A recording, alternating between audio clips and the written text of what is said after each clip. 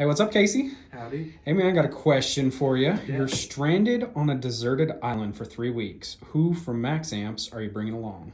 Who would I pick? I'd probably pick Matt 2Ts because he's tall and can reach coconuts. Zach, probably. Ooh, 3 weeks. Yeah, probably so. Corey. I'm bringing Enrique. He knows all about shortwave radio and ham communication. The best chance of getting off the island would be with him. Ooh, we're going Evan Jones. Oh man, that's rough. I'm taking Josh.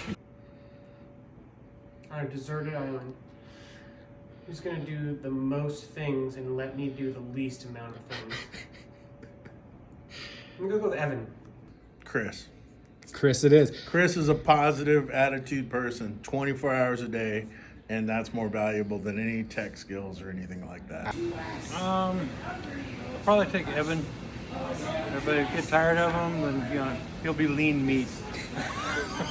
It's a good question. I'm thinking for the energy and the laughs, I'm going with Chris. I gotta go with Zach. Keep it a family situation, you There know. you go. All right.